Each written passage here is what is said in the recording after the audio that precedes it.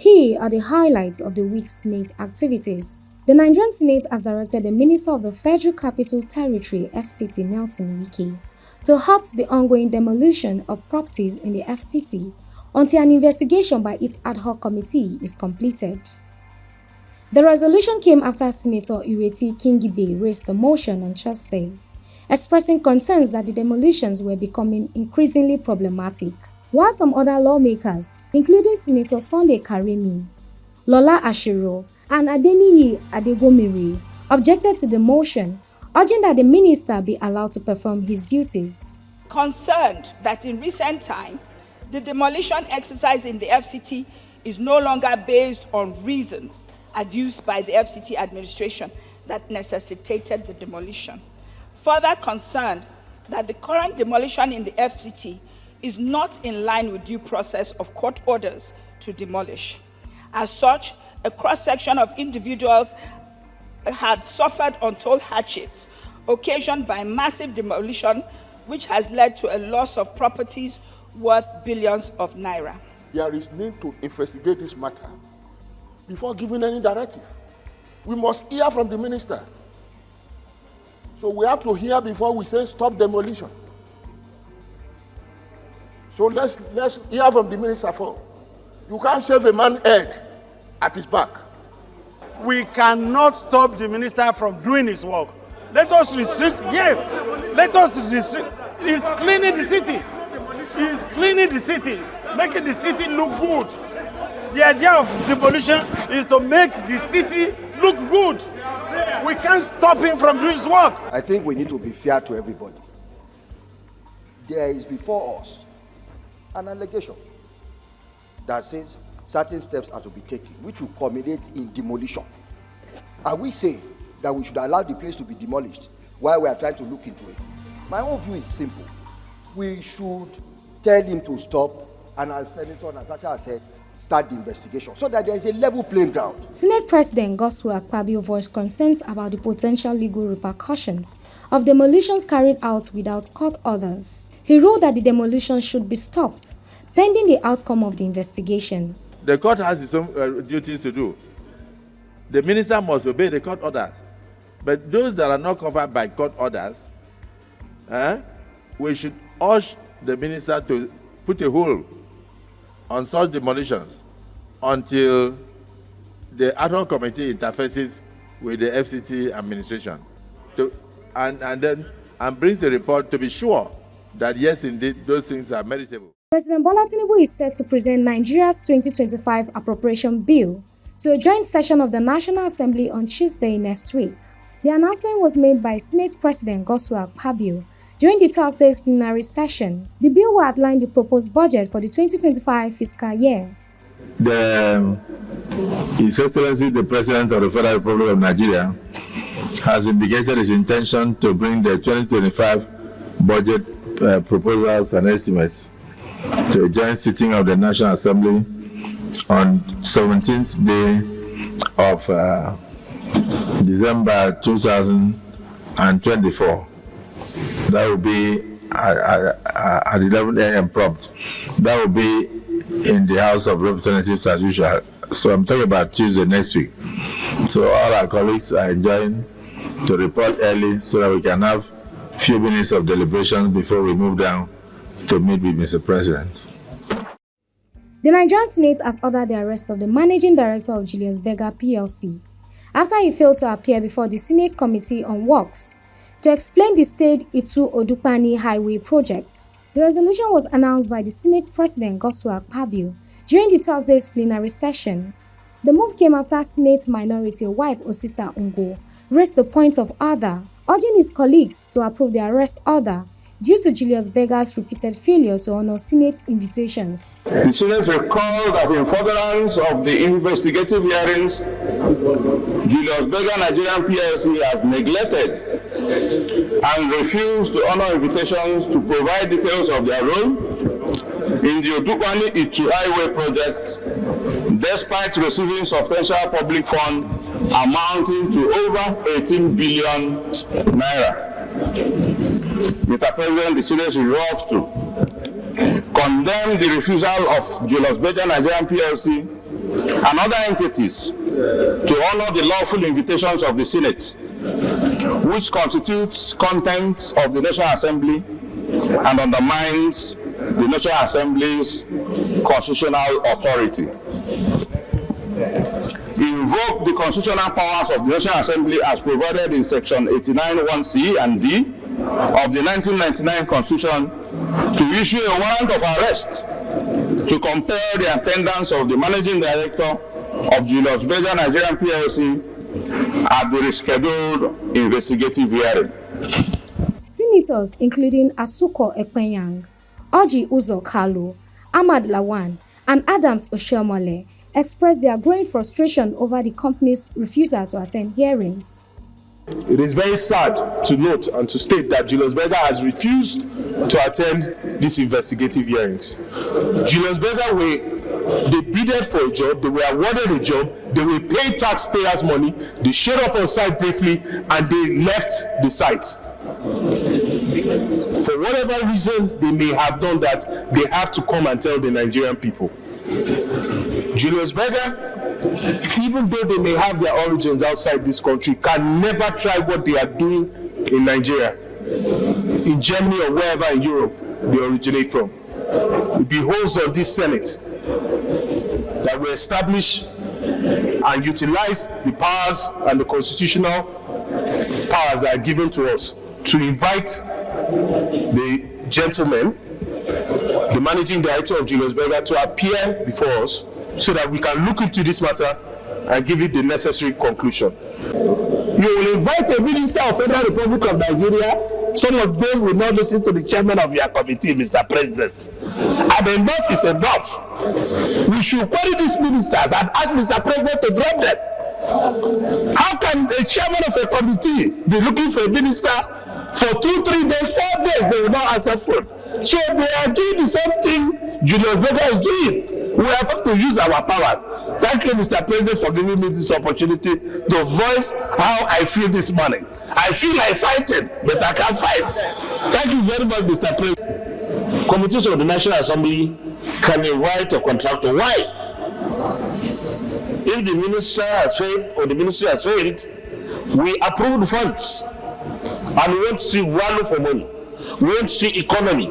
We want to see prudence in the way and manner our funds that we appropriated are utilized. And when there is need for signing a warrant, Mr. President, don't hesitate. We have to make example of some people and some institutions. Who is this contractor that is so powerful? More than the federal government, more than EFCC, more than all the agencies that are put in place to deal with people who are involved in criminal embezzlement of public funds. So I submit, sir, that everything we have said on Julius Berger, we should say even more to the Ministry of Works. They awarded the contract. There is no evidence they have the power to revoke the contract, and they have the power under the law to get that part of the payment for which they have no work, to recover that money to public treasury and award the contract to another contractor under clear terms of contract execution. In his ruling, Senate President Akpabio stated that the Senate is committed to holding contractors accountable for their obligations and will support actions to ensure compliance. Do resolve to issue a warrant of arrest to the Managing Director of JV to appear before the Senate Committee on Works to explain what they have done with the finances of the federal government given under their control. If we have power to appropriate, we have power to oversight. We also have powers to follow the money to the letter. My opinion is that the discussion is totally unnecessary. We should have used 5 minutes to finish with this issue. The Senate has no business discussing a contractor. This also shows evidence of proper supervision by the ministry. So what we are going to do is that since we have summoned the company and the company has rebuffed the summons of the National Assembly by implicating the Senate, then we should immediately take the next step, of issuing a warrant of arrest to compel the managing director of JB to appear before the Senate committee. And then you fix a date. Those in support of this say aye. Those against say nay. The ayes have it. So the Senate of the Federal Republic of Nigeria has authorized the Senate President to sign a warrant compelling the managing director of Julius Berger to appear before the Senate Committee on Works on a stated date to be so named. And then the report will be made available thereafter to this August Assembly. Failing which, we shall go further to do the needful as prescribed in the Nigerian Constitution. Those in support of the resolution say aye. Those against say nay. The ayes have it. The Nigerian Senate has advanced a bill to amend the Raw Material Research and Development Council Act of 2024, mandating the domestic processing of at least 30% of raw materials before exports. Sponsored by Senator Onwebonyi Peter, the bill aims to boost Nigeria's economy by strengthening the manufacturing sector, creating jobs, reducing import dependency, and easing pressure on foreign exchange reserves. Senator Onwebonyi presented the bill in a passionate speech, emphasizing its long-term benefits for the nation's growth. This legislation aims to boost local manufacturing, enhance job creation, and reduce over-dependency on importation, and mandating, I repeat, and mandating that no raw material be exported outside Nigeria without undergoing at least 30% processing domestically. To develop other economies, whereas we have the capacity, the human capital, the technical resources to a kind of act on these raw materials, to process these raw materials. And by not doing so, we are undermining our economy while allowing for the promotion of other economies. But once this bill is passed, it will now be mandatory that these raw materials must be processed here, at least 30%. This will energize the economy by providing jobs, by promoting our real sector. Our real sector will be energized, to be more up and running. It's very straightforward.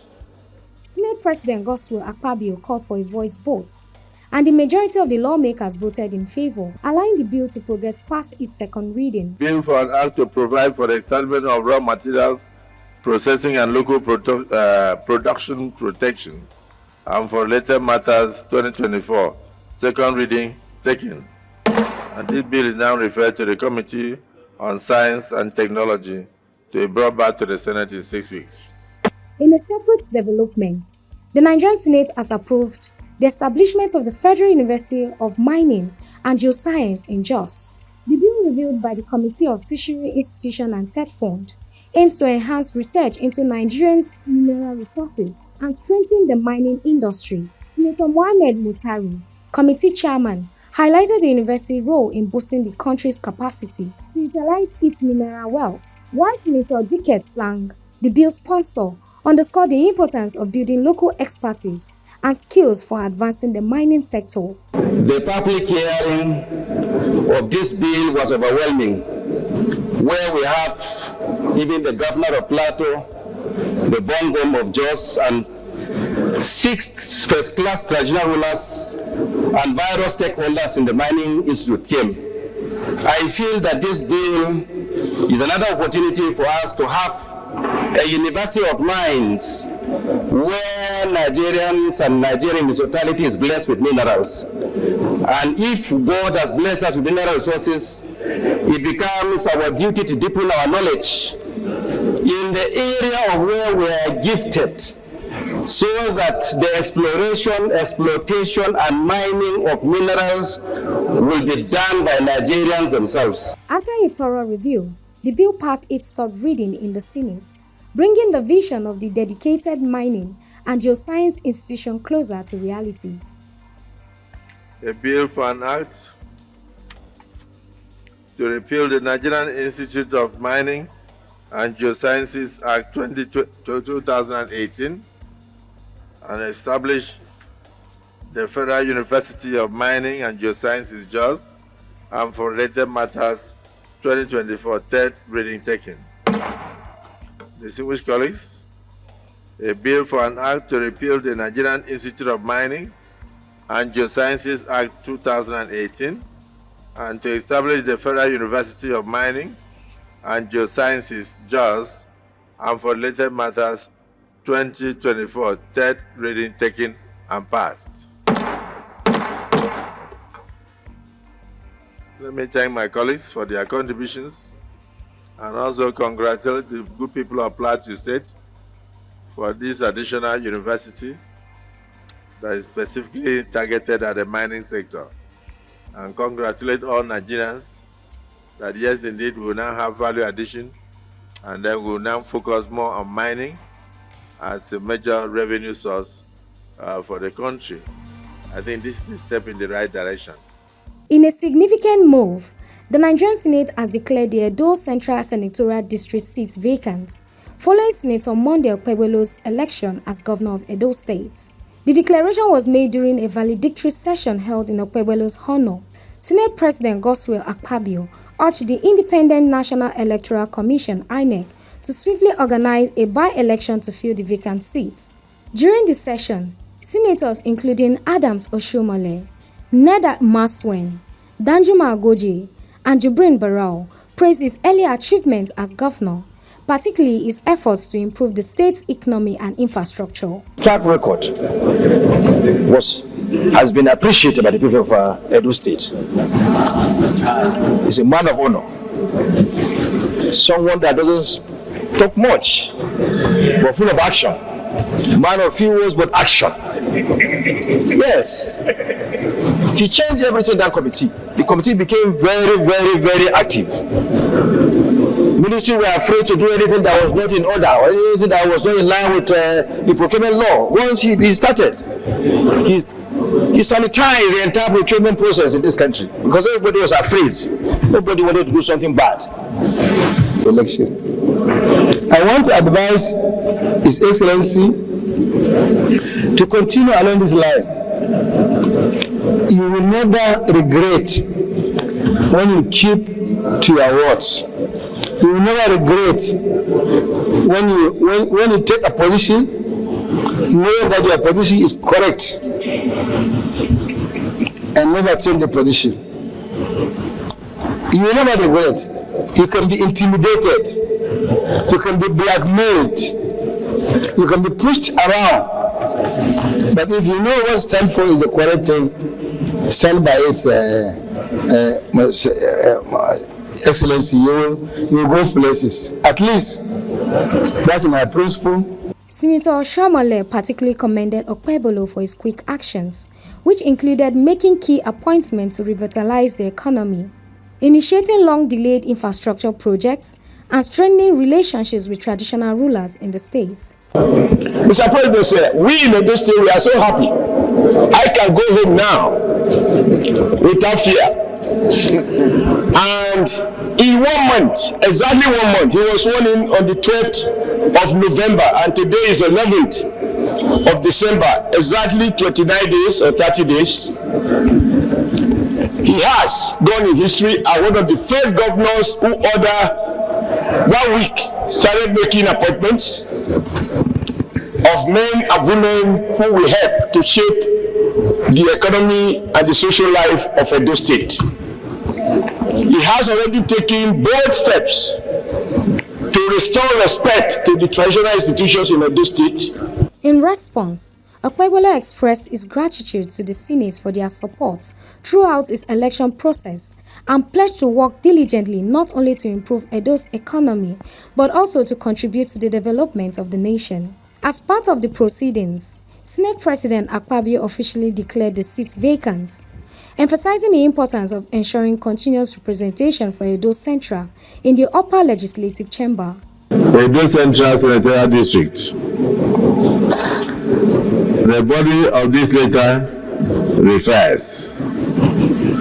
I write to bring to your attention, pursuant to paragraph D of section 68 of the Constitution of the Federal Republic of Nigeria, 1999 as amended, that the seat of Senator Monday Okpebholo, representing Edo Central Senatorial District, has become vacant. This vacancy has become necessary following Senator Monday Okpebholo's inauguration as the governor of Edo State, and in accordance with the Constitution, his seat is now deemed vacant. And we invite you to so declare.